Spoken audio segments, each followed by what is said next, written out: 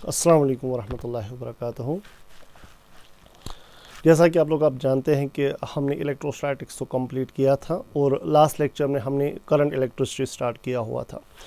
Current electricity में हमने basic questions पढ़े थे, ड्रिफ्ट वेलोसिटी पढ़ी थी, हमने पढ़ी थी relation between current and drift velocity, mobility and current density. तो आज हम इसी को आगे कंटिन्यू करेंगे। हम पहले अब पढ़ेंगे करंट इलेक्ट्रिसिटी को ही हम कंटिन्यू करवा रहे हैं।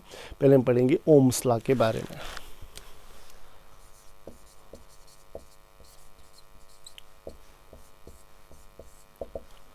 ओम्स लॉ हमें बताता है, अगर आप कोई वायर लेंगे, कोई कंडक्टर लेंगे, इसके अक्रॉस पोटेंशियल डिफरेंस कुछ आप रखेंगे, करंट जो इसके फ्लो होगी that will be directly proportional to applied potential difference.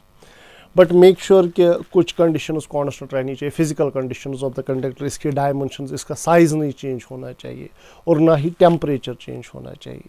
यानी we can simply say current flowing in a conductor is directly proportional to applied potential difference for constant temperature and the size of the wire.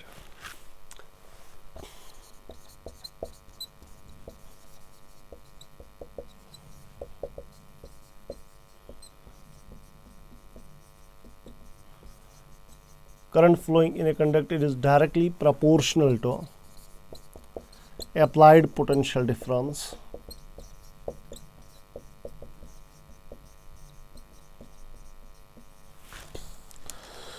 provided size of conductor and temperature should remain constant. ये चीज़ें constant रहनी चाहिए, right. यानी अगर मान लो मेरे पास एक conductor है, मैंने क्या किया, मैंने इसको पोटेंशियल डिफरेंस V अप्लाई किया हुआ है। जितना ज़्यादा मैं पोटेंशियल डिफरेंस अप्लाई करूंगा उतनी ज़्यादा इसमें करंट फ्लो होगी। यानी current flowing is directly proportional to applied potential difference, और we can say V is directly proportional to I। Proportionality sign हम खत्म करेंगे तो V आएगा एक constant R into I। R is the constant of proportionality और इसको हम कहते हैं रेजिस्टेंस ऑफ कंडक्टर। ठीक है। So this is the basic statement of the Ohm's law. Current flowing is directly proportional to applied potential difference. V is directly proportional to I. V is equal to IR. V जो है ये conductor के across potential difference है, R इस conductor की resistance है और I जो है it is current flowing in the wire. इसको हम प्रूव भी कर सकते हैं।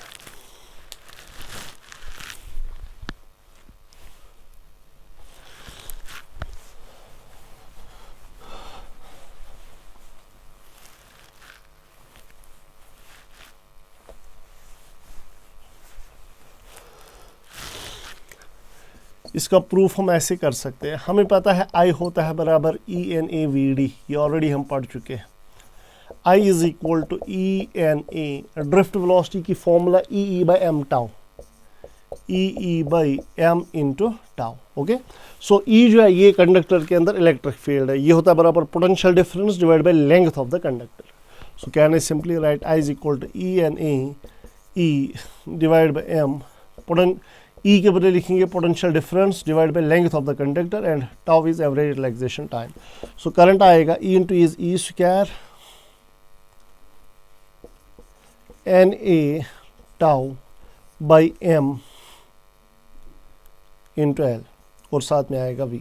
ठीक है, तो ये जो है ये वाली चीज़, इसको मैं इधर लेता हूँ, ये बनेगा ML by ANE square tau is equal to V by I, या इज I इधर ही है, इस पर V है, right.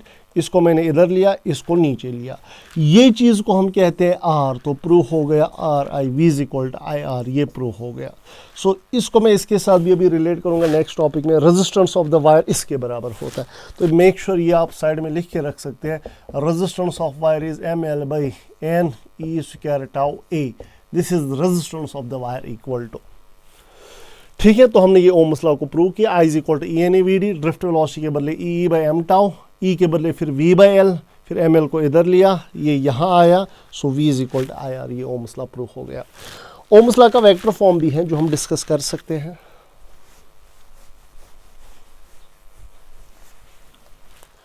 Vector form of Ohm's law,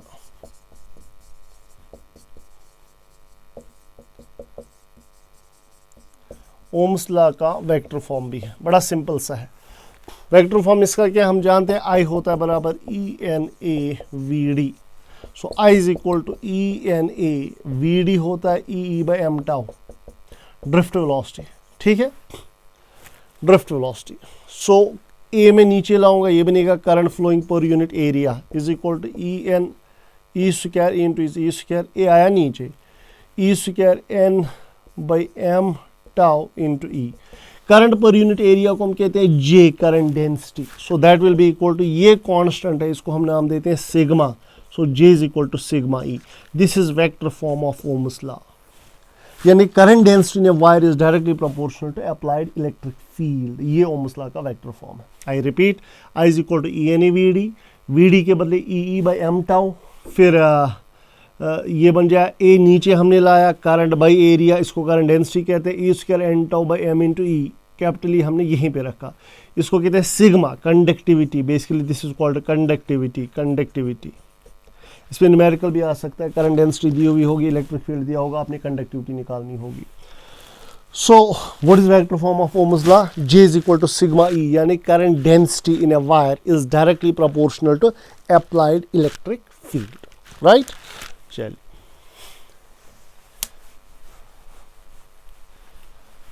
now अब हम बात करते हैं रेजिस्टेंस की। रेजिस्टेंस क्या होती है और इनकी जिन चीजों पे डिपेंड करती है।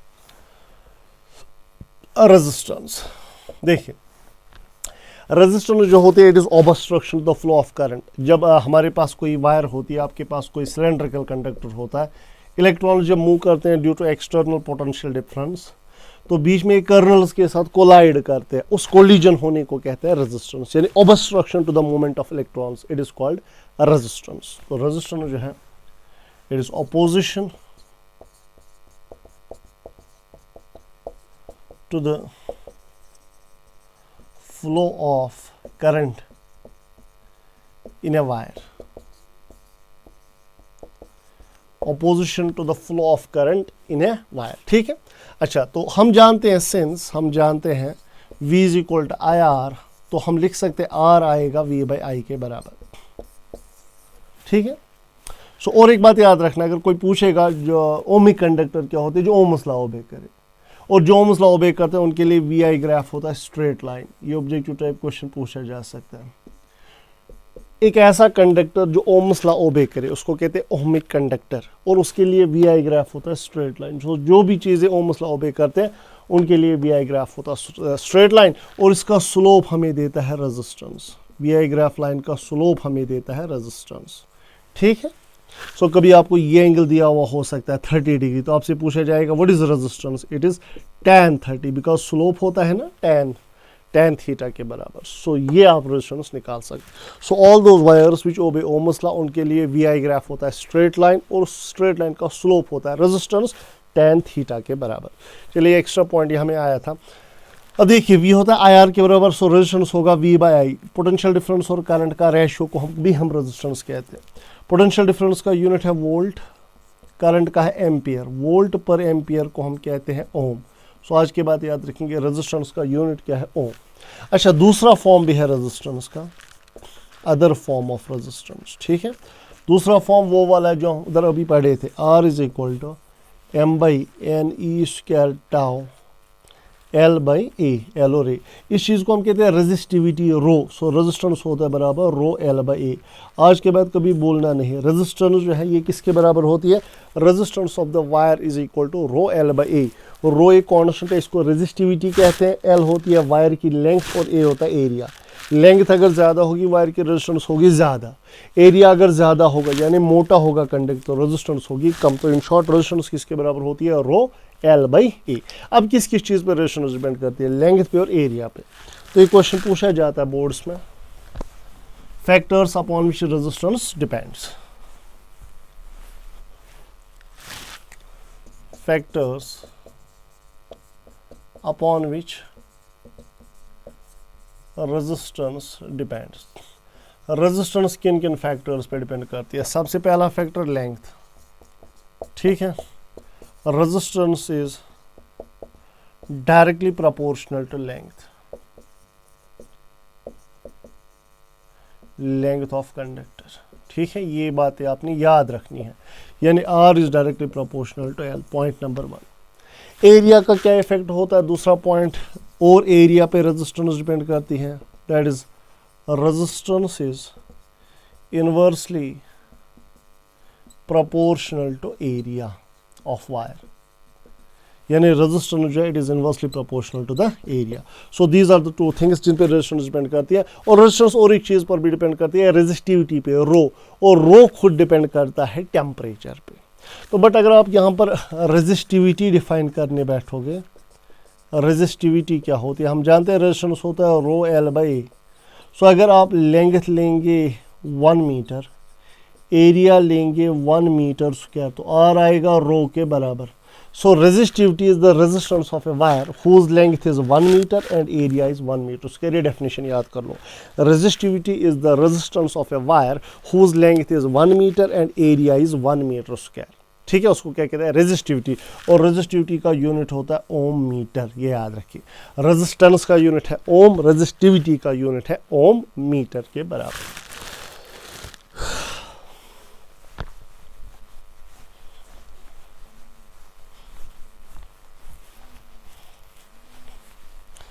नाउ टेम्परेचर का क्या असर पड़ता है, ये बोर्ड्स के लिए इसको ज़्यादा इंपॉर्टेंट है, बोर्ड्स में पूछा जाता है, effect of temperature on resistance.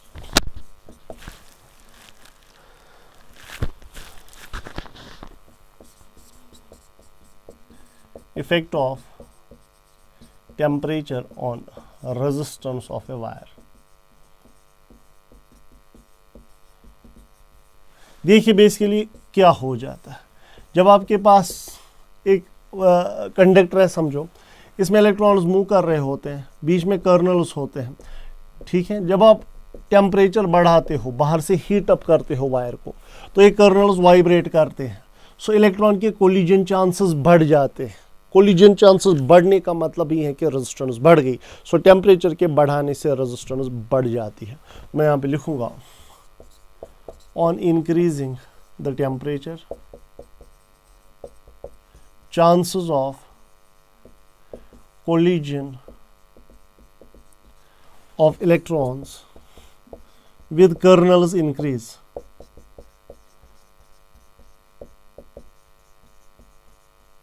and therefore resistance increases। तो याद रखेंगे टेम्परेचर के साथ साथ रेजिस्टेंस बढ़ती है घटती है, रेजिस्टेंस बढ़ जाती है। अब हम क्या कर रहे हैं, मान लो मैं इनिशियल रेजिस्टेंस R0 लूंगा, let us suppose let R0 is initial resistance. Initial temperature पे, किसी टेम्परेचर पे, किसी इनिशियल टेम्परेचर पे रेजिस्टेंस कितनी है, R0। अच्छा, R is final resistance at temperature T, ये समझो था at temperature T0। T0 temperature पे रेजिस्टेंस है R0, T पे टेम्परेचर है T टेम्परेचर पे रेजिस्टेंस है R। So it is change in resistance R minus R0। ये ऑब्जर्व किया गया है कि change in resistance is directly proportional to initial resistance, यानी जिस वायर की पहले से रेजिस्टेंस ज़्यादा हो उसमें टेम्परेचर के बढ़ाने से रेजिस्टेंस चेंज भी ज़्यादा आ जाती है। सो it is observed that change in resistance is directly proportional to initial resistance and change in temperature। यानी रेजिस्टेंस चेंज उतना ही आएगा जितना इनिशियल रेजिस्टेंस ज़्यादा था, और रेजिस्टेंस चेंज उतना ही ज़्यादा आएगा जितना टेम्परेचर ज़्यादा बढ़ाओगे। सो चेंज इन रेजिस्टेंस क्या होगा, R माइनस R0। सो कहने write R minus R0 is directly proportional to initial resistance यानी R0।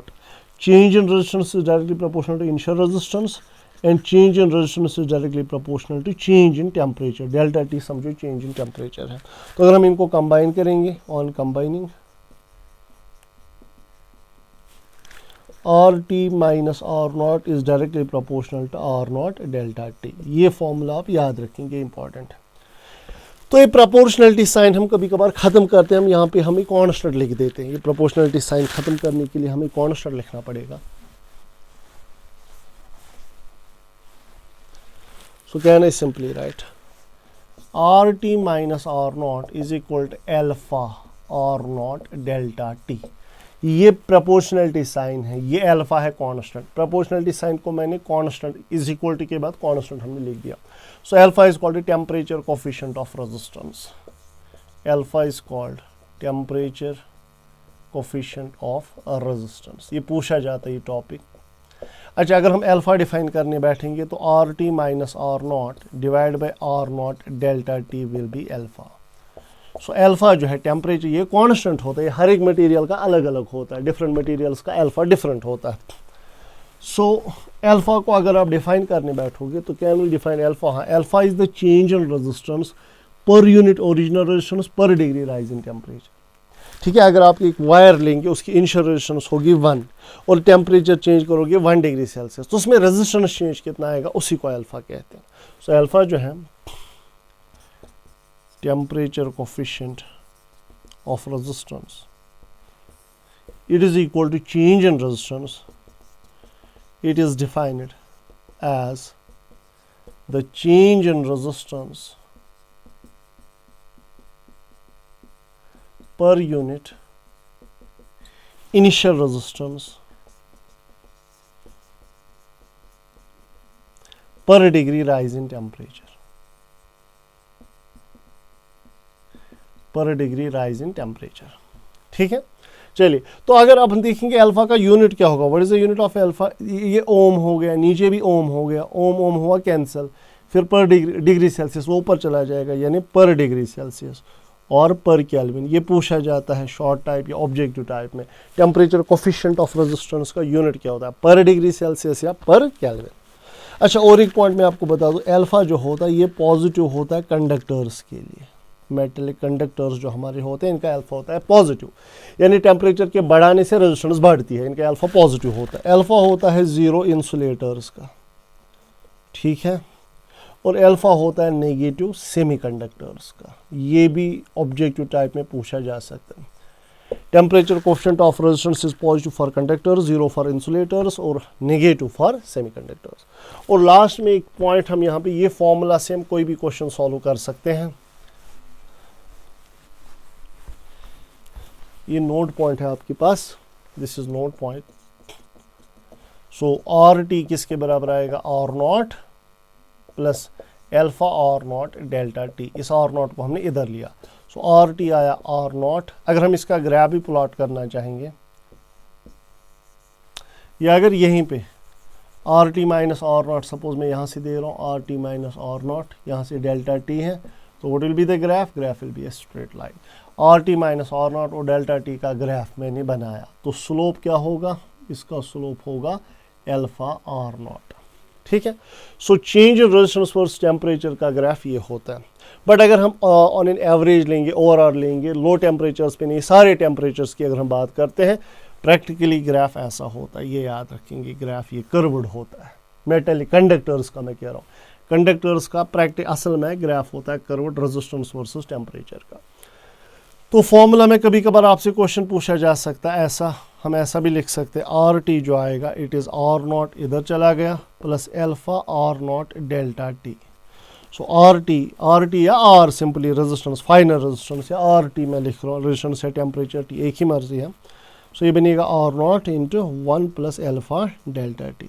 तो मोस्ट ऑफ द क्वेश्चंस आप बुक पे भी देख सकते हो, हमें फाइनल रेजिस्टेंस दी हुई होती है, इनिशियल रेजिस्टेंस दी हुई होती है, अल्फा दिया होता है, इनिशियल टेम्परेचर 0 होता है, फाइनल निकालना होता है, तो हम कोई भी क्वेश्चन सॉल्व कर सकते हैं इससे. ठीक है, क्वेश्चन कभी कभार पूछता है कि फाइनल रेजिस्टेंस है 4 टाइम्स है इनिशियल रेजिस्टेंस, सो आर के बदले 4 आर नॉट, फिर आर नॉट कैंसिल होगा, यहाँ 4 आएगा, 1 इधर जाएगा, 4 माइनस 1 आया 3, सो 3 आया अल्फा डेल्टा टी. ठीक है, तो हम ऐसा भी लिख सकते हैं, R is equal to R naught 1 plus alpha delta T minus final temperature minus initial temperature. Most of the cases में इनिशियल टेम्परेचर 0 होता है, तो टी नॉट के बदले 0 देंगे, फिर टी निकालना आपको आएगा डिग्री सेल्सियस में, डायरेक्टली आपका आंसर होगा.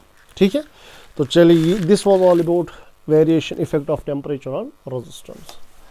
अब हम आते हैं सीरीज और पैरेलल सर्किट्स पे.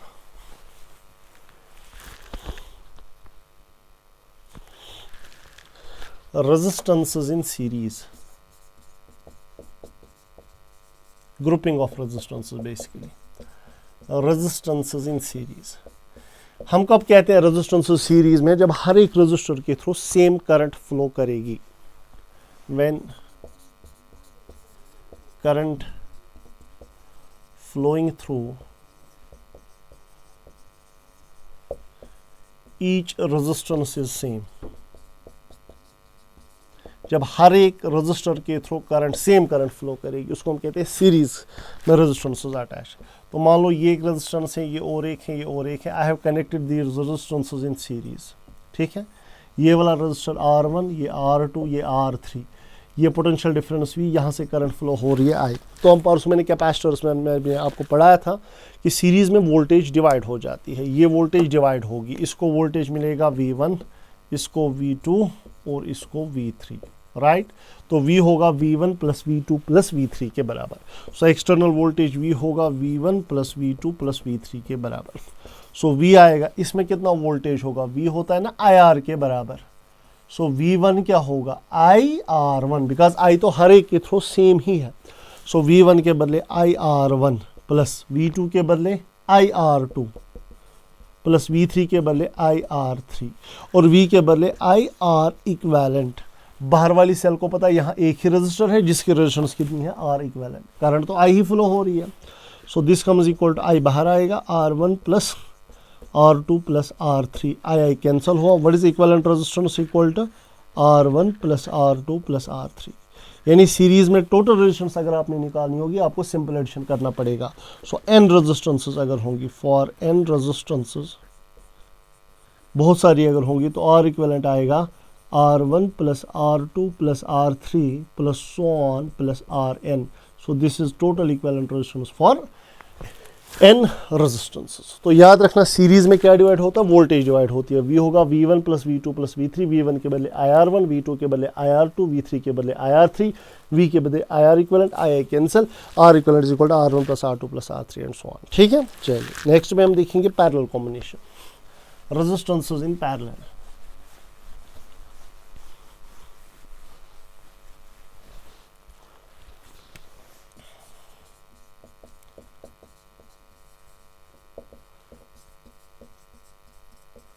पैरेलल में जब रेजिस्टेंसेस जुड़ी हुई होती है, ठीक है। पैरेलल में हम तब कहते हैं रेजिस्टेंसेस कनेक्टेड हैं जब हर एक रेजिस्टर के अक्रॉस पोटेंशियल डिफरेंस सेम होगा। When potential difference across each resistance is same,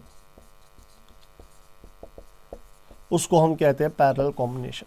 तो मान लो मैंने यहाँ पे एक रेजिस्टर लगाया है, यहाँ और एक रेजिस्टर, यहाँ और एक।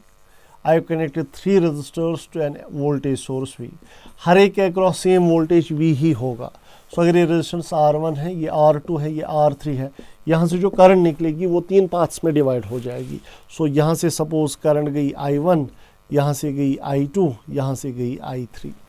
तो इस बार अभी वोल्टेज डिवाइड नहीं होती है, करंट डिवाइड होती है। तो कहने सिंपली राइट, I होगा बराबर I1 plus I2 plus I3। So I होगा, बताओ I1 कितना होगा? V होता है ना IR, I होगा फिर V by R। So I1 कितना होगा? V by R1। V तो हर एक के क्रॉस सेम है, तो I1 के बदले V bye R1 plus I2। यहाँ से कितनी करंट फ्लो करेगी? V by R2। यहाँ से कितनी करंट फ्लो करेगी? V बाय R3, ठीक है। और I किसके बराबर होगा? V by R equivalent, because cell को पता ऊपर एक ही रेजिस्टर है जिसकी रेजिस्टेंस है R इक्विवेलेंट, राइट। तो V कॉमन निकला, अंदर बचा 1 by R1 plus 1 by R2 plus 1 by R3। So V आपका कैंसिल हो गया। सो 1 बाय R इक्विवेलेंट किसके बराबर आएगा? 1 by R1 plus 1 by R2 plus 1 by R3, यानी रेसिप्रोकल एडिशन हो जाता है, राइट। यानी पैरेलल में ओवरऑल रेजिस्टेंस डिक्रीज हो जाएगी, कम हो जाएगी। सीरीज में ओवरऑल रेजिस्टेंस बढ़ जाती है। सो अगर n रेजिस्टेंसेस होंगे, अगर n रेजिस्टेंसेस होंगे तो 1 बाय R इक्विवेलेंट आपका आएगा 1 by R1 plus 1 by R2 plus so on plus 1 by Rn if there are n resistances connected in parallel. तो चलिए सीरीज पैरेलल तो खेल हो गया कि तुम सीरीज में वोल्टेज डिवाइड होती है, V is equal to V1 plus V2 plus V3। Parallel में करंट डिवाइड होती है, I is equal to I1 plus I2 plus I3। तो इस पे छोटे मोटे कुछ क्वेश्चंस भी आपको यहाँ पे देखने को मिलेंगे। वैसे आप इन पे क्वेश्चंस घर में सॉल्व कर सकते हैं, आपने किए भी होंगे। 2-3 मैं दिखा सकता हूँ आपकी तसल्ली के लिए। मान लो मेरे पास एक छोटा सा क्वेश्चन है।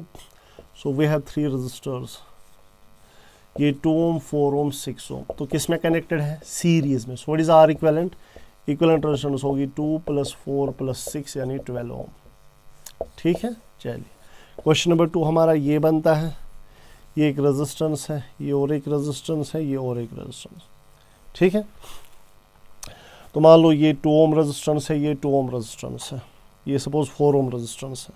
तो हमसे क्वेश्चन पूछ रहा है find R equivalent, equivalent resistance. ये दो पैरेलल में हुए, पैरेलल में क्या हो जाता है? 1/r इक्विवेलेंट आएगा 1/2 + 1/2 है ना, 1 रेसिप्रोकल सम होता है ना, तो 1/r इक्विवेलेंट आएगा 1 + 1 / 2 यानी 2/2 यानी 1।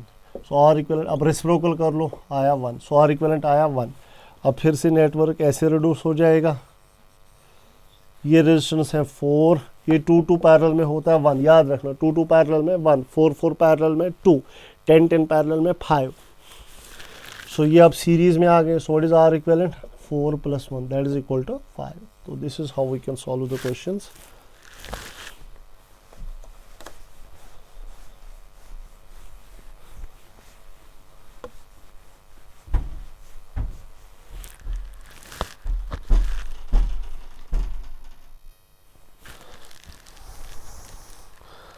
मान लो आपके पास ऐसा भी कोई क्वेश्चन हो सकता है। अभी तो मैं अब ज़्यादा नहीं दिखा पाऊंगा, आप खुद घर में ट्राई कर सकते हैं। सपोज ये 2 है 1 1 2। देखिए ये दो किस में आए? सीरीज में। 1 और 1 सीरीज में हुआ 2, 2 पैरेलल में हुआ 1। फिर ये आएंगे 3, ये और ये सीरीज में है ना।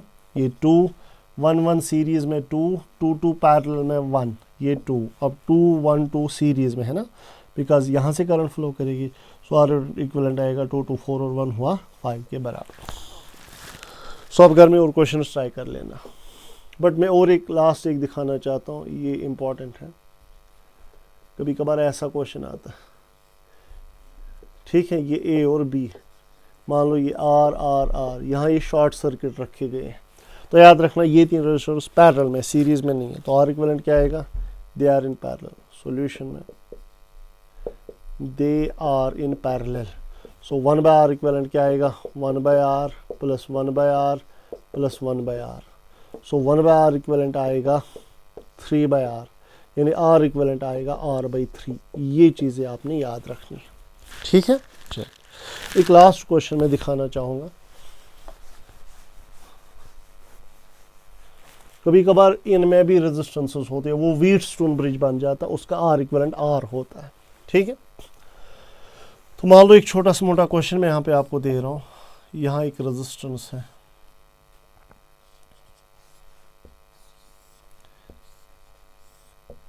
सपोज ये 4 ओम है, ये 4 ओम है, ये 3 ओम है, ये 10 वोल्ट की बैटरी है।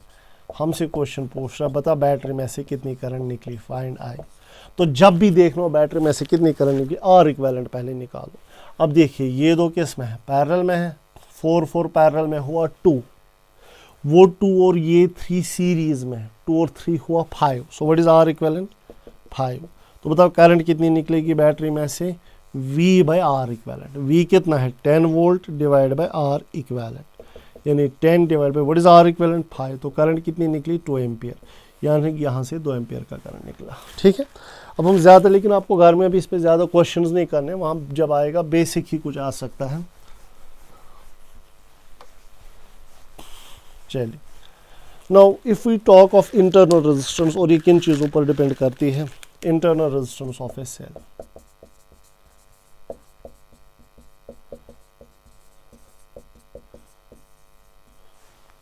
देखिए इंटरनल रेजिस्टेंस क्या होती है? जब सेल जो है इसके अंदर इलेक्ट्रोलाइट होता है, इलेक्ट्रोड्स लगे हुए होते हैं, जो सेल आपने अब कभी देखी हो, कभी सुना होगा सेल के बारे में। तो जब करंट फ्लो करती है, सेल के बाहर भी करंट फ्लो करती है, सेल के अंदर भी। सेल के अंदर जब इलेक्ट्रो आयंस मूव करते हैं, उनको भी एक ऑपोजिशन फेस करना पड़ता है बिकॉज ऑफ इलेक्ट्रोलाइट। वो ऑपोजिशन को हम कहते हैं internal resistance. What is internal resistance? Resistance offered the current within the cell, inside the cell. A resistance offered to flow of current inside cell, इसको हम कहते हैं इंटरनल रेजिस्टेंस। ठीक है, अब ये किन चीज़ों पर डिपेंड करती है, यानी अब कभी कभार मान लो जब आप सेल एक बनाओगे तो हम इसके साथ में एक छोटा सा रेजिस्टेंस लगा देते हैं, इसको कहते हैं इंटरनल रेजिस्टेंस।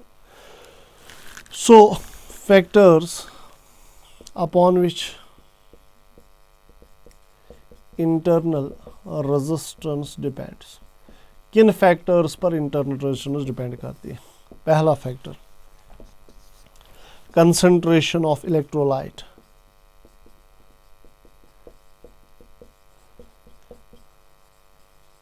अगर इलेक्ट्रोलाइट की कंसंट्रेशन होगी ज़्यादा, ये कंसंट्रेटेड सॉल्यूशन होगा तो रेजिस्टेंस भी होती है ज़्यादा। So more the concentration of electrolyte, resistance will be large, जितनी ज़्यादा कंसंट्रेशन होगी उतनी ज़्यादा रेजिस्टेंस लार्ज होगी। ठीक है। Point number 2, distance between electrodes. दो इलेक्ट्रोड्स के बीच में दूरी कितनी है ना, जो हमारे पास सेल होती है, सेल में हमने दो इलेक्ट्रोड्स डाले होते हैं, बीच में सॉल्यूशन होता है। सो जितनी ज़्यादा दूरी होगी उतनी ज़्यादा इंटरनल रेजिस्टेंस होती है। ठीक है। So more the distance between electrodes comma larger will be the internal resistance. जितना ज़्यादा डिस्टेंस होगा इलेक्ट्रोड्स के बीच में उतनी ज़्यादा रेजिस्टेंस होगी। तीसरा और last point, area of electrodes. Electrode का जितना एरिया ज़्यादा होगा उतनी इंटरनल रेजिस्टेंस कम होगी, है ना। देखिए ये अगर ये प्लेट्स ऐसे होते हैं, इनका एरिया भी होता है, इलेक्ट्रोड एरिया जितना ज़्यादा हो उतनी कम होगी internal resistance. So more the area, जितना ज़्यादा एरिया होगा laser will be the internal resistance, उतनी कम होगी, है ना। ऐसे हम पढ़ते हैं R is equal to rho L by L is distance between the electrode. जितनी ज़्यादा डिस्टेंस होगी रेजिस्टेंस होगी ज़्यादा, एरिया जितना ज़्यादा होगा रेजिस्टेंस होगी कम। सो इंटरनल रेजिस्टेंस आप समझ गए होंगे, it is the resistance offered the current inside the cell. ये तीन चीज़ों पर डिपेंड करती है, कंसंट्रेशन ऑफ द इलेक्ट्रोलाइट, जितनी ज़्यादा कंसंट्रेशन उतनी ज़्यादा resistance, distance between the electrode, जितनी डिस्टेंस ज़्यादा उतनी ज़्यादा रेजिस्टेंस, एरिया ऑफ इलेक्ट्रोड, जितना एरिया ज़्यादा उतनी resistance come.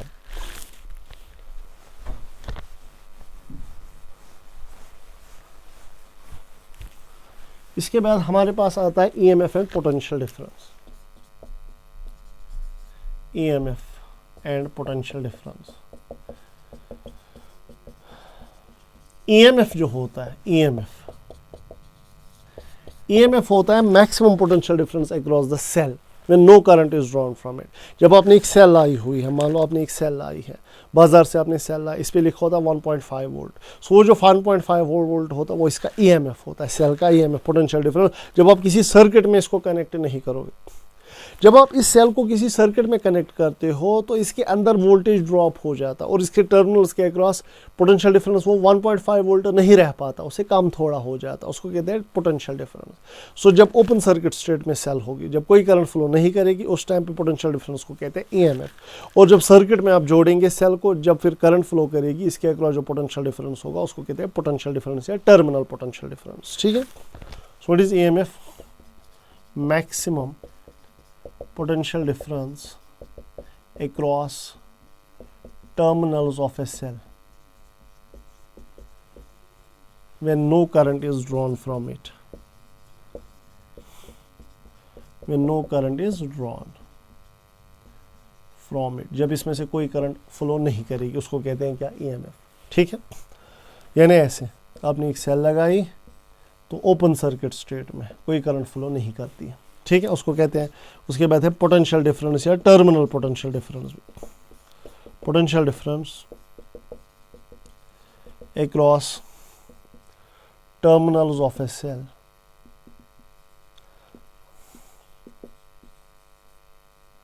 When current is drawn from it, जब इसमें से करंट निकलेगी, when current is drawn from it, जब इसमें से करंट फ्लो होगी।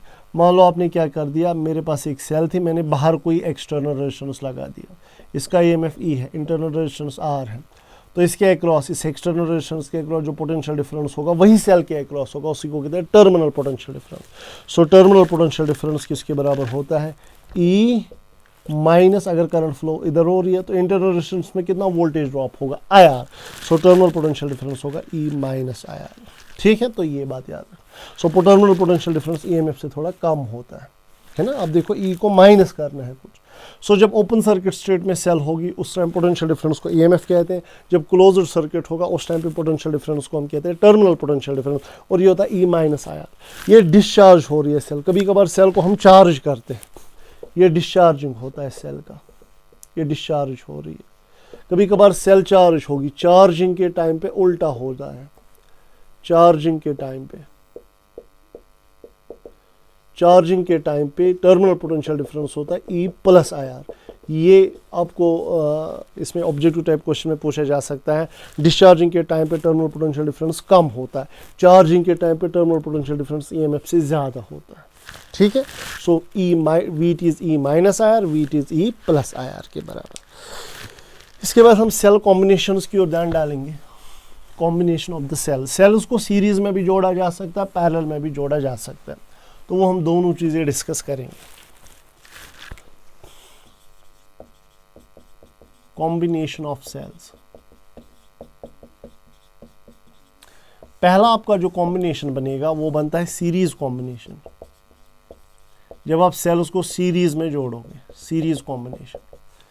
मान लो मैंने क्या किया, मैंने सेल्स को सीरीज में ऐसे जोड़ा हुआ, ये एक सेल, ये इसकी अपनी इंटरनल रेजिस्टेंस, ये और एक सेल, इसकी अपनी इंटरनल रेजिस्टेंस, ये और एक सेल, इसकी अपनी इंटरनल रेजिस्टेंस, एन सेल्स मैंने अटैच करी हुई है। हर एक का ईएमएफ मैं ई ले रहा हूँ, ई। ठीक है, हर एक इंटरनल रेजिस्टेंस हम सेम लेंगे, R R R R. Important topic है, बोर्ड्स के लिए पूछा जाता है बोर्ड एग्जाम में। ठीक है, तो अगर हम कहेंगे नेट ईएमएफ क्या होगा, equivalent net EMF, net EMF कितना होगा, ई यानी एन ई के बराबर होगा, इक्विवेलेंट ईएमएफ या नेट ईएमएफ। टोटल रेजिस्टेंस कितनी होगी, सीरीज में अटैच है, R R R R N R. So net internal resistance होगा बराबर एन आर के बराबर। अब हम इसी कॉम्बिनेशन को बाहर एक एक्सटर्नल रेजिस्टेंस के साथ जोड़ देंगे। सो what is total resistance, total resistance इस सर्किट की क्या बनेगी, एक तो एन आर थी अपनी, प्लस हो जाएगा आर, है ना, एन आर प्लस आर, ये सारा सीरीज में जुड़ा हुआ है। सो करंट कितनी फिर निकलेगी, देयरफॉर करंट ड्रॉन, कितनी करंट इन बैटरीज में से करंट निकलेगी, करंट ड्रॉन, वो होगा बराबर टोटल ईएमएफ यानी N E divide by total resistance यानी N R plus R. So this is current drawn from the cell. सो ये फॉर्मूला कभी भूलेंगे नहीं, N E by N R plus R. So this is the amount of current drawn from the cell. ठीक है, तो series में total EMF कितना आया, N E, total internal resistance N R, total resistance N R plus R. So current N E divide by N R plus R. So this is the maximum, this is the current drawn from the series combination of the cell. अब इसमें क्या होगा, कभी कभार हम ऐसा कहेंगे, अगर एक्सटर्नल रेजिस्टेंस होगा बहुत ज़्यादा as compared to the total internal resistance of the cells, अगर बाहर वाला रेजिस्टेंस बहुत ज़्यादा होगा तो करंट कितनी आएगी, करंट आएगी एन ई डिवाइड बाई, इसको फिर नेग्लेक्ट करेंगे ना, ये बनेगा N E by R. Point number 1। Point number 2, अगर एन आर ही ज़्यादा होगा एज कम्पेयर टू आर, अगर एन आर ही ज़्यादा होगा यानी टोटल इंटरनल रेजिस्टेंस बहुत ज़्यादा होगी as compared to external resistance, तो आर को नेग्लेक्ट करेंगे, बनेगा N E by N R. तो करंट आएगी N E by N R, N N यहाँ कैंसिल होगा यानी करंट कितनी आई, ई बाई आर के बराबर। सो मैक्सिमम करंट इस वाली केस में ड्रॉ होती है कि इस वाले में, इस वाले में, यहाँ एन आ रहा है ना। सो ये लिखेंगे आप, नोट पॉइंट नीचे लिखेंगे, इसके नीचे maximum current is drawn from the series combination when external resistance is very large. Important question है, सीरीज कॉम्बिनेशन में मैक्सिमम करंट कब निकलती है, जब बाहर वाला रेजिस्टेंस बहुत ज़्यादा होता है। Most important point to be noted as compared to total internal resistance of the sales.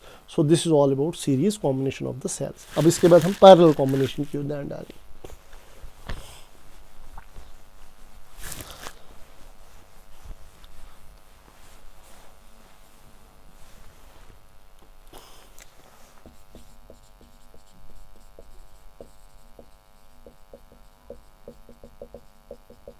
Parallel combination. देखिए मेरे दोस्तों, मैंने क्या किया, मैंने कुछ सेल्स जिनका EMF E है और इंटरनल रेजिस्टेंस R है, मैंने इनको पैरेलल में जोड़ा। मान लो n सेल्स को हमने पैरेलल में जोड़ा। इसी तरह से कितनी सेल्स मैंने जोड़ दी, n सेल्स। तो सबसे पहले मुझे बताइए इक्विवेलेंट EMF कितना होगा, नेट EMF कितना होगा। इनका भी सम नहीं करेंगे, पैरेलल में सेम EMF रहता है यानी E ही होगा। सो व्हाट इज नेट या इक्विवेलेंट EMF कितना होगा, इक्विवेलेंट EMF वो होगा, अभी NE नहीं होगा, E होगा, पैरेलल में EMF सेम रहता है E। अब net resistance, net internal resistance क्या होगी, नेट इंटरनल रेजिस्टेंस अगर हम निकालेंगे, चूंकि ये पैरेलल में जुड़ी हुई है तो 1/R इक्विवेलेंट क्या आएगा, 1/R plus 1/R plus 1/R plus so on. So 1/R equivalent आएगा n/R, है ना, 1/R 1/R 1/R वो ना n/R, सो n/R, तो R इक्विवेलेंट कितना आएगा R/n। अब रेसिप्रोकल कर लो ना, सो ये बन गई net equivalent resistance, net EMF E, net equivalent resistance R/n, R/n। अब देखिए, अब हम बाहर से रेजिस्टेंस एक जोड़ देंगे, कैपिटल R, एक्सटर्नल रेजिस्टेंस जोड़ देंगे। अब ये और वो ऐड हो जाएंगे, सीरीज सर्किट बनेगा। सो what is total equivalent resistance, total equivalent resistance कितनी आएगी, एक तो ये R/n है ही, प्लस आएगा एक्सटर्नल रेजिस्टेंस R। अब बता करंट कितनी निकलेगी फिर, therefore current drawn from this combination, current जो निकलेगी वो होगा नेट EMF, नेट EMF कितना है E divided by total resistance. What is total resistance? R/n plus R. So this is the amount of current drawn from the combination. In fact इसको थोड़ा सा और हम सिंपलीफाई कर सकते हैं, करंट जो आएगी it is equal to E divide by cross multiplication R plus NR divide by N, वो N ऊपर चला जाएगा, ये बनेगा NE divide by R plus NR। इससे पहले वाले में n आ रहा था स्मॉल r के साथ, इससे पहले वाले टॉपिक में सीरीज कॉम्बिनेशन में, पैरेलल में इतना ही फर्क आया, n आ रहा था सीरीज में स्मॉल r के साथ, बट अभी n आया कैपिटल R के साथ। तो मैक्सिमम करंट के लिए कंडीशन चेंज हो जाएगी, ठीक है। तो आप लिख भी सकते हैं इफ पॉइंट नंबर 1, अगर NR होगा ग्रेटर देन R, अगर NR ही ज़्यादा होगा R से, तो करंट कितनी आएगी, NE divide by NR, NN गया, करंट आई E/R। दूसरा पॉइंट, अगर अब R ही होगा ज़्यादा, अगर इंटरनल रेजिस्टेंस ही बहुत ज़्यादा होगी as compared to the external resistance, तो करंट कितनी आएगी, अब की बार ये नेगलेक्ट करेंगे, ये बनेगा NE/R, तो यही वाली करंट ज़्यादा है ना। तो ये बात याद रखना, पैरेलल कॉम्बिनेशन में मैक्सिमम करंट कब निकलती है, जब एक्सटर्नल रेजिस्टेंस कम होती है। सीरीज में मैक्सिमम करंट कब निकलती है, जब एक्सटर्नल रेजिस्टेंस ज़्यादा होती है। जब सेल्स पैरेलल में होती है मैक्सिमम करंट कब निकलती है, जब एक्सटर्नल रेजिस्टेंस कम होती है। सो पैरेलल आपको समझ आया होगा। What is net EMF E, what is net internal resistance N/R या R/n, sorry R/n, net internal resistance R/n, total resistance R/n plus R, फिर current EMF divide by total resistance. तो ये आपके सवाल का जवाब, मैक्सिमम करंट कब निकलेगी, जब एक्सटर्नल रेजिस्टेंस होगी कम, ठीक है। चलिए इसके बाद हम आते हैं किरचॉफ्स लॉज पे। किरचॉफ के 2 लॉज है, बड़ा इंपॉर्टेंट टॉपिक है, बोर्ड्स में पूछा जाता है। किरचॉफ्स लॉज, किरचॉफ्स 2 लॉज है किरचॉफ के, इससे बड़े बड़े सर्किट सॉल्व होते हैं। किरचॉफ्स लॉज, पहला लॉ है, फर्स्ट लॉ है जिसको किरचॉफ्स करंट लॉ कहते हैं, KCL, किरचॉफ्स करंट लॉ यानी KCL, ठीक है। तो किरचॉफ्स करंट लॉ हमें ये कहता है कि sum of currents meeting at a junction is 0। अगर आपके पास कोई जंक्शन है, जंक्शन एक ऐसा पॉइंट होता है जहां बहुत सारी तारें मीट करती है, ठीक है, तो उस पॉइंट पे सम ऑफ करंट्स होता है 0 के बराबर। ये किरचॉफ्स फर्स्ट लॉ है, यानी sum of currents meeting at a junction is 0, ठीक है। तो मान लो मैं एक जंक्शन बना रहा हूँ, कोई तार एंटर कर रही है, कोई लीव कर रही है, कुछ तारें एंटर हो रही है, कुछ तारें लीव कर रही है, ठीक है। मान लो ये एक जंक्शन पॉइंट, तो यहाँ पे सपोज इसमें करंट आ रही है I1 और आ रही है I2, बाहर निकल रही है I3, बाहर निकल रही है I4, बाहर निकल रही है I5, I1 और I2 अंदर जा रही है, I3, I4, I5 बाहर आ रही है। तो साइन कन्वेंशन सबसे पहले हमें लिखना पड़ेगा, ये इंपॉर्टेंट टॉपिक है बोर्ड्स के लिए। साइन कन्वेंशन, साइन कन्वेंशन हम चूज करेंगे, entering current is taken as positive, leaving current is taken as negative. एंटरिंग करंट is taken positive and leaving current negative। Entering current आपको पॉजिटिव लेना, लीविंग करंट नेगेटिव। अब Kirchhoff's current law क्या कहते हैं, समेशन ऑफ करंट्स होता है 0 के बराबर। अब देखिए, अब लिखो सम ऑफ करंट्स, बट एंटरिंग वाली पॉजिटिव लेना, लीविंग वाली नेगेटिव। पॉजिटिव कौन कौन सी, I1 प्लस I2 को कहने right, I1 plus I2। Leaving कौन सी, I3 तो माइनस I3 लिखना पड़ेगा। लीविंग कौन सी, I4 तो माइनस I4 लिखना पड़ेगा। लीविंग है I5 तो माइनस I5 लिखना पड़ेगा। That all should be equal to 0। ये किरचॉफ्स करंट लॉ है। सो क्या नहीं, सिंपली राइट, इसके बदले ऐसा लिखा जा सकता है I1 प्लस I2 आएगा बराबर, उसको उधर ले लो, I3 plus I4 plus I5। सो क्या नहीं राइट, एंटरिंग करंट, जितनी टोटल करंट एंटर हुई उतनी लीव भी की, हाँ, बिकॉज जंक्शन पे कोई करंट लॉस नहीं होता। सो क्या नहीं, simply right, entering current is equal to leaving current. Entering current, इसकी और एक डेफिनेशन भी है, entering current is equal to leaving current. So यहाँ पे चार्ज खत्म नहीं हुआ, so this law is associated with the conservation of charge. ये पॉइंट लास्ट में लिख लेना, किरचॉफ्स, ये बोर्ड एग्जाम में ऑब्जेक्ट टाइप क्वेश्चन आ सकता है। Kirchhoff's current law is associated with the conservation of the charge. So KCL हमें क्या कहता है, sum of currents meeting at junction is 0। Entering current positive, leaving current negative. Total entering current is equal to total leaving current. This law is associated with the conservation of charge. ये पहला law है। दूसरा law है Kirchhoff's voltage law, KVL, Kirchhoff's voltage law, KVL।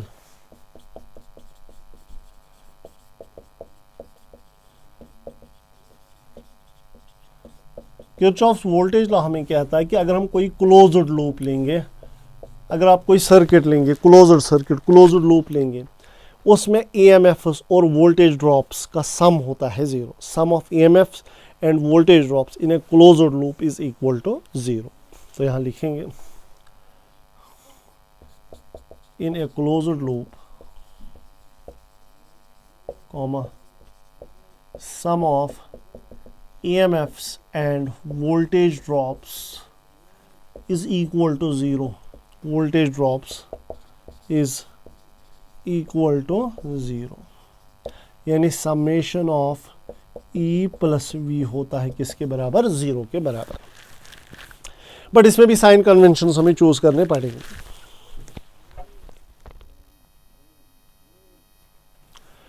पहला convention जो हम choose करेंगे, sign convention. पहला convention, if we move from negative to positive terminal of battery, EMF is taken positive. अगर आप बैटरी के नेगेटिव से पॉजिटिव की ओर आओगे तो EMF is taken as positive, otherwise negative. यानी अगर आप positive to negative to positive जाओगे तो EMF पॉजिटिव लेना पड़ेगा। अगर आप जाओगे क्या, पॉजिटिव टू नेगेटिव, तो नेगेटिव लेना पड़ेगा। Point number 1। Point number 2, voltage drop is taken negative if we move in the direction of current। अगर आप करंट के डायरेक्शन में चलोगे तो वोल्टेज ड्रॉप लेना पड़ेगा नेगेटिव, ठीक है। And positive if we move opposite to direction of current।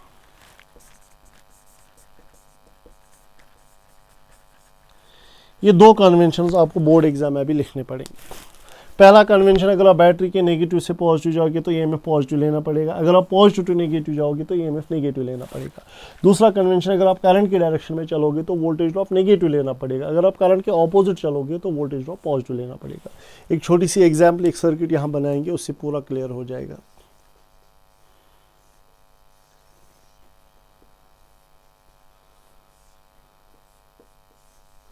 Suppose this is R1, this is R2, this is R3। ये वोल्टेज है V1, ये वोल्टेज है सपोज V2 या E1 E2 भी आप लिख सकते हैं, आपकी मर्जी है। This is E1 and this is E2। Suppose यहाँ से करंट निकली I1, यहाँ से करंट निकली I2 और यहाँ से गई I1 प्लस I2, ठीक है। तो देखिए अगर हम लूप्स देखेंगे 3 बनेंगे, एक लूप, दूसरा लूप और ये बड़ा वाला लूप। फिलहाल हम ये वाला लूप लेंगे, ठीक है। फॉर लूप 1, ये लूप 1 समझो आप। तो मान लो मैं यहाँ से चलूँगा, यहाँ से चले थे, जब मैं ऐसे चलूँगा, देखो ऐसे में एरो मैंने क्या दिखाया, direction of analysing the circuit. मैं सर्किट को ऐसे देखना चाहता हूँ, पहले ये, फिर ये, फिर ये, फिर ये। तो जब ऐसे चलेंगे तो पहले मैं यहाँ से स्टार्ट करता हूँ, तो इधर चलेंगे हम, नेगेटिव से पॉजिटिव आएंगे तो ये हमें पॉजिटिव लेना पड़ेगा E1। नेगेटिव टू पॉजिटिव जा रहे हैं ना, इधर से इधर जा रहे हैं। उसके बाद हम ऐसे चल रहे हैं, देखो करंट ऐसे चल रहे हैं और हम भी ऐसे ही चल रहे हैं, करंट की डायरेक्शन में हम चल रहे हैं।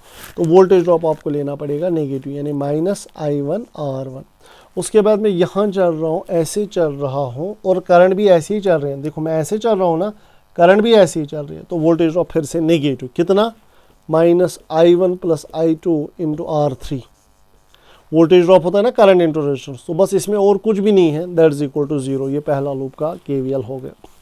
मान लो दूसरा लूप ये वाला मैं चूज़ करूँगा, लूप 2। इसको मैंने ऐसे, मान लो मैं ऐसे सर्किट को देख रहा हूँ, तो लूप 2 के लिए क्या लिखेंगे, फॉर लूप सेकंड लूप के लिए। चलो यहाँ से चलते हैं, जब मैं यहाँ से यहाँ चलूँगा तो EMF नेगेटिव टू पॉजिटिव, तो पॉजिटिव यानी E2 पॉजिटिव। उसके बाद मैं ऐसे चल रहा हूँ, करंट भी ऐसे ही चल रही है, तो voltage drop negative, -I2 R2। फिर मैं ऐसे चलूँगा, करंट भी ऐसे ही चल रही है, तो नेगेटिव वोल्टेज ड्रॉप, कितना, current into resistance, I1 plus I2 into R3 that is equal to 0। बस इतना ही आपको लिखना है, आपका काम हो जाएगा। और ये बात याद रखना है, किरचॉफ्स वोल्टेज लॉ है, this law is associated with the conservation of energy. First law was associated with the conservation of charge, second law is associated with the conservation of energy, ठीक है। चलिए इसके बाद हम आते हैं व्हीटस्टोन ब्रिज पे, उसका प्रिंसिपल क्या है।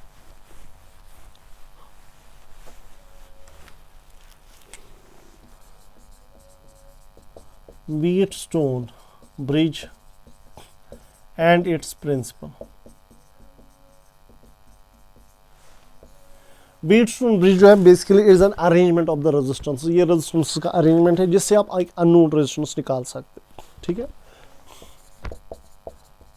Arrangement of 4 resistances in the form of a bridge used to find an unknown resistance। इससे आप एक अननोन रेजिस्टेंस निकाल सकते हैं। सो इसको हम कहते हैं क्या, व्हीटस्टोन ब्रिज। और अगर आप ये बनाएंगे, इसमें 4 रेजिस्टेंसेस होती है, ये एक रेजिस्टेंस, ये और एक रेजिस्टेंस, ये और एक रेजिस्टेंस, ये और एक रेजिस्टेंस, बीच में गैल्वानोमीटर होता है, ठीक है।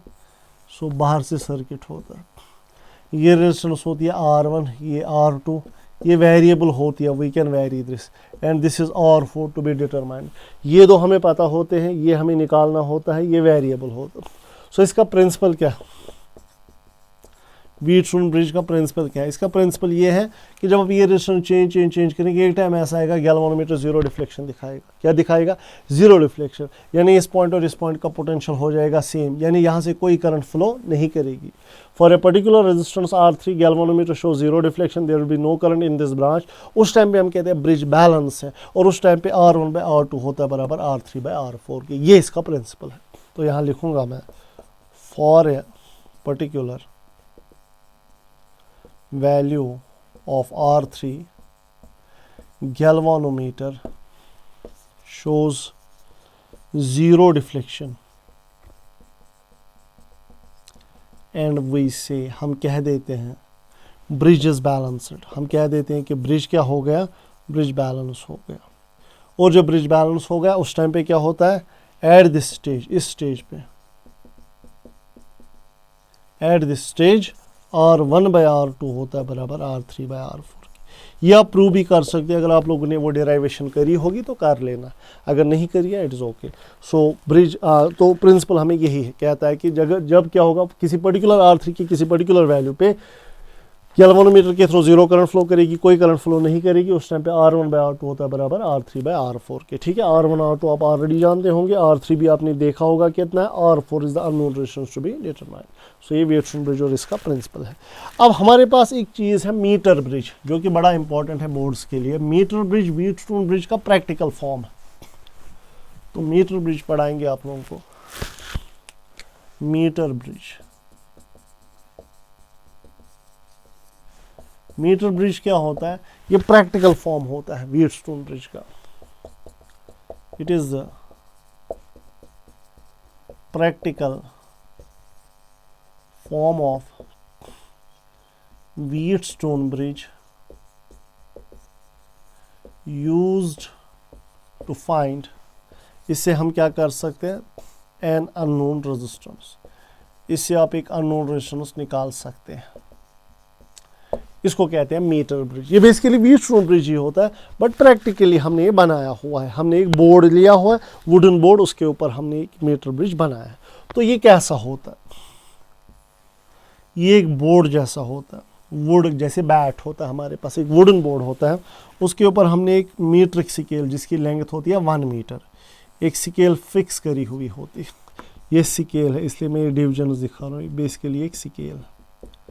ठीक है, चलिए, यहाँ दो टर्मिनल्स होते हैं, एक टर्मिनल दूसरा टर्मिनल, इन दो के बीच में हमने एक तार अटैच की हुई होती है, ये कॉन्स्टेंटन की बनी हुई होती है, कॉन्स्टेंटन वायर, एलॉय है, इसकी रेजिस्टेंस बहुत होती है, कॉन्स्टेंटन वायर। ठीक है, अच्छा, उसके बाद यहाँ एक मेटेलिक स्ट्रिप होती है, यहाँ से यहाँ तक, बीच में गैप होती है, फिर थोड़ी गैप होती है ना, वुड के ऊपर आपने एक मेटेलिक स्ट्रिप रखी है, चिपका के रखी, फिर दूसरी मेटेलिक स्ट्रिप है, फिर ये वाली मेटेलिक स्ट्रिप है। So we have 3 metallic strips. ये टर्मिनल इस स्ट्रिप की ओर है, बीच में गैप है, फिर और एक स्ट्रिप है, बीच में गैप है, फिर और एक स्ट्रिप है यहाँ। ठीक है, बाहर से हम एक रेजिस्टेंस, एक रिहोस्टेट अटैच करते हैं और एक सेल लगा देते हैं। ठीक है, तो ये सर्किट आपका कंप्लीट हो गया, इसको हम कहते हैं मीटर ब्रिज। यहाँ पे एक टर्मिनल होता है, इस पे 3 टर्मिनल्स होते हैं, यहाँ और एक टर्मिनल होता है, इन दो टर्मिनल्स के बीच में आप एक नोन रेजिस्टेंस R1 जोड़ देते हैं, यहाँ और एक रेजिस्टेंस आप जोड़ देते हैं, अननोन रेजिस्टेंस जो आपको डिटरमाइन करनी है R2, या सपोज उसका नाम है X। This is known resistance and this is unknown resistance to be determine. अच्छा, यहाँ पर हमने एक कनेक्शन उठाया होता है जो गैल्वेनोमीटर को जाता है, उसके बाद वो फिर जॉकी, एक पेन होता है, मेटेलिक पेन होता है, जॉकी के ऊपर स्लाइड, जॉकी के साथ अटैच होता है।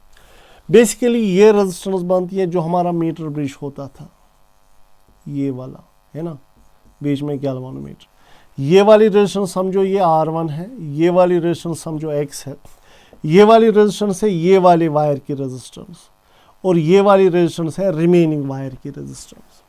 मान लो हमने इस जॉकी को, मेटेलिक पेन को स्लाइड करवाया ओवर द वायर, एक जगह गैल्वेनोमीटर ने 0 डिफ्लेक्शन लिखा है, सपोज किसी जगह, सपोज वहाँ पर लेंथ है L, मैं यहाँ पे लिख रहा हूँ, on sliding the jockey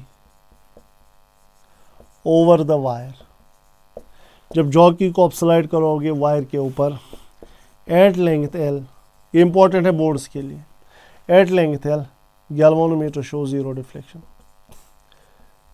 galvanometer shows 0 deflection, galvanometer ने 0 डिफ्लेक्शन दिखा दिया हमें।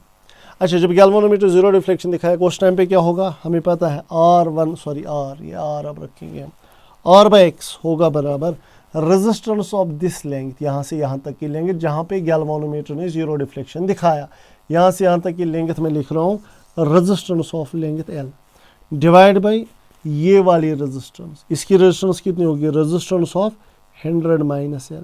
सर ये 100 माइनस L आपने क्या लिखा, टोटल है ना ये 100 सेंटीमीटर की, अगर ये लेंथ है L, ये कितनी होगी 100 माइनस L, 1 मीटर यानी 100 सेंटीमीटर। सो R/X होगा बराबर RL divide by R of 100 minus L। So can I simply write R/X होगा, what is the resistance of this very part, L length, rho L by, what is the resistance of this path, rho L के बदले क्या लिखेंगे 100 minus L by A, आया समझ। So rho cancel, A cancel, answer आया L by 100 minus L. So R by X किसके बराबर आया, एल बाई 100 माइनस एल। ये फॉर्मूला कभी बोलेंगे नहीं, एल होती है ये जीरो डिफ्लेक्शन लेंगे, जहाँ गैल्वेनोमीटर जीरो डिफ्लेक्शन दिखाएगा। सो ये लेंगे स्केल के ऊपर, आपने देखी कहाँ पे गैल्वेनोमीटर ने जीरो डिफ्लेक्शन दिखाया, और आपको पता होगा एक्स निकालना है, एल आपको निकला हुआ है कि कहाँ गैल्वेनोमीटर ने जीरो डिफ्लेक्शन दिखाया, तो आपके सवाल का जवाब मिल गया। तो इसमें कुछ इंपॉर्टेंट पॉइंट्स है, ये जो है ना, ये पॉइंट जहाँ गैल्वेनोमीटर जीरो डिफ्लेक्शन, इसको कहते हैं नल पॉइंट। क्या कहते हैं, नल पॉइंट। अगर ये दो रेजिस्टेंस सेम होंगी तो नल पॉइंट सेंटर पे होता है, ये याद रखें। नोड पॉइंट है, नोड पॉइंट आपके पास है, अगर आर होगा किसके बराबर, एक्स के बराबर, ये तो सेम होंगे, नल पॉइंट कहाँ होगा, नल पॉइंट होगा सेंटर पे। ऑन द अदर हैंड, अगर इनमें से एक होगा ज़्यादा, दूसरा होगा कम, सपोज ये कम है, तो सेंटर पे नल पॉइंट नहीं होगा, ये होगा इधर की ओर, जिधर का रेजिस्टेंस कम होता, नल पॉइंट उधर ही की ओर होता है। तो ये पॉइंट्स आपने याद रखने पड़ेंगे, ठीक है। So this is all about metre bridge. अब क्वेश्चन क्या हो सकता है, सिंपल, मान लो एक छोटा सा क्वेश्चन मैं यहाँ बना रहा हूँ, इधर रेजिस्टेंस है 40 ओम, ये अननोन रेजिस्टेंस है, ये दिखा रहा है एल है मान लो 30 सेंटीमीटर पे, ये दिखा रहा है जीरो रिफ्लेक्शन, तो निकालो एक्स क्या होगा, है ना। ये तो आप इजीली सॉल्व कर सकते हैं। फॉर्मूला क्या है, आर बाई एक्स होगा L by 100 minus L. So R by X का क्वेश्चन ये है, तो क्वेश्चन आंसर आएगा, सॉल्यूशन आएगा, आर बाई एक्स होगा L by 100 minus L. R कितना है 40, एक्स अननोन रेजिस्टेंस निकालनी है, that is equal to zero reflection लेंगे कितनी है 30 divide by 100 minus 30, 40 by X आएगा 30 बाई 70, तो x निकालना है, ये बनेगा 40 इंटू 70 डिवाइड बाई 30 आएगा आपका x। सो 0 0 गया, सो ये बनेगा